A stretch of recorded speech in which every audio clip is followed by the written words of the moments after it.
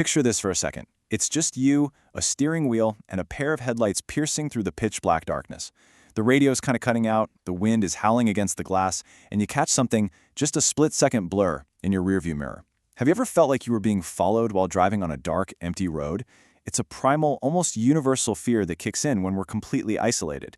And in a country as massive as the United States, well, there's a whole lot of empty space out there just waiting to play tricks on our minds. Welcome to today's Explainer, where we're going to explore the mystery of the American road. We're diving into how America's vast, sprawling highway system gave birth to a totally unique brand of eerie folklore. From supposedly haunted hotels in the absolute middle of nowhere to phantom automobiles literally defying the laws of physics, we'll uncover the history of these legends, and then, using some pretty cool insights from the psychology of horror filmmaking, we'll decode exactly why the open road terrifies us so much. Section 1. The Open, Empty Road. America's Sprawling Expansion. So, to really understand the ghosts, we first have to understand the geography. Back in the early days of the United States, the country expanded incredibly fast. Right after the Louisiana Purchase in 1803, the nation effectively doubled in size overnight, and within just a few decades, it stretched coast to coast. But here's the catch. While millions rushed to the coasts and settled in major cities, they left behind these massive, isolated spaces in the middle. Take the number 50, for example. Highway 50 runs straight through northern Nevada, and it's officially been dubbed the loneliest road in America. If you drive this route, you're crossing multiple mountain passes, getting almost zero cell phone reception, and you can easily go an entire hour without seeing another living soul. It's a breathtakingly beautiful landscape for sure, but it is also completely desolate. And when humans enter spaces this desolate, our imaginations tend to run a little wild. That sheer isolation actually breathes life into local folklore. Take, for instance, the historic Jackson House Hotel in Eureka, Nevada, right off Highway 50. It was built back in 1877 during the area's booming mining heyday, and this brick building retains an incredibly eerie, suspended-in-time kind of vibe. We're talking tales of creepy old children's beds, creaking floorboards, and yes, it's supposedly haunted by the ghosts of its 19th century patrons. When you're literally miles from modern civilization, legends of the past staying put, well, they don't seem quite so far-fetched. And this geography brilliantly shapes our myths. You've got Highway 50 on one hand, totally steeped in 1800s ghost town folklore and haunted mining hotels. But if you head just a bit south in that exact same isolated state, you hit State Route 375. And here the folklore completely shifts from the paranormal to the extraterrestrial. Instead of 19th century ghosts, you get UFO sightings, secret military bases, and alien legends. In fact, in 1996, the state of Nevada literally renamed Route 375 the Extraterrestrial Highway. Thanks to its close proximity to the highly classified Area 51 at Groom Lake, stories of test flights and alien spacecraft just became mainstream. It really proves a crucial point. Extreme isolation naturally breeds legends of the unknown. Whether it's ghosts from a bygone era or visitors from another planet, the empty desert acts like a blank canvas for our deepest mysteries. Section 2. The Rise of Phantom Cars. The Early 1900s Highway Haunts. As the automobile became mainstream in the early 1900s, it completely revolutionized how Americans traveled. Suddenly, average citizens could speed down newly paved roads at night. But the ghosts didn't disappear. They just adapted. They basically traded in their horse-drawn carriages for combustion engines. Just look at how quickly these sightings swept the nation.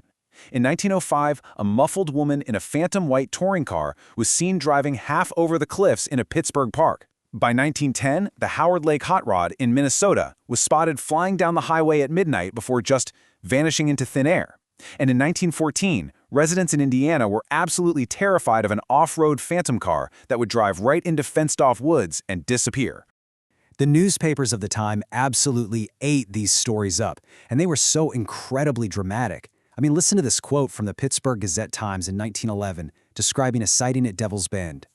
The motor car was seen to be occupied by two skeletons, one of which calmly lit a cigarette as the automobile skidded over the embankment, crashed against an oak tree, and disappeared in a flash of flame. A skeleton calmly lighting a cigarette in a crashing ghost car? It's absolute high melodrama, but it really shows how captivated and terrified people were by these nighttime roadways.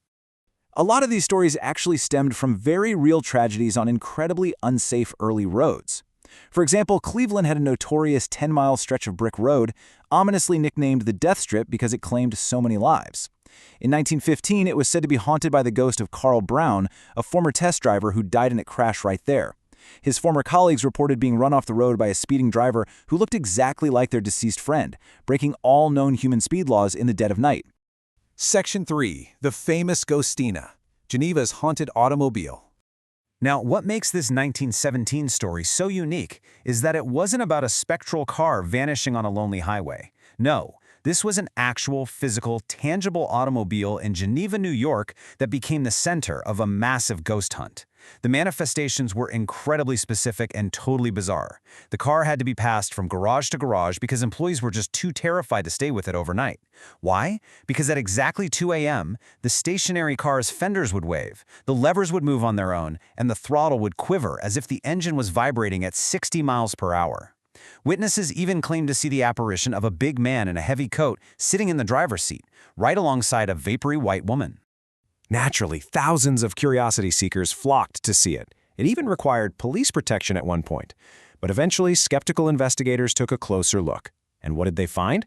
They discovered that Ghostina was, as one reporter put it, the work of some genius skilled in the art of mischief. They literally found a hidden electrical wire running to the car and a hole in the garage wall where a prankster was using a pipe to violently shake the vehicle to simulate a running engine. But here's the catch. Even though the mechanical shaking of the car was completely debunked as a really clever trick, the story didn't neatly end there. The vaporous apparitions of the driver and the passenger, which had been witnessed by massive crowds of people over multiple nights, were never fully explained by those sleuths. It kind of leaves you wondering, doesn't it? How much of this was a hoax and how much was mass psychological hysteria? Section 4. The Psychology of Darkness.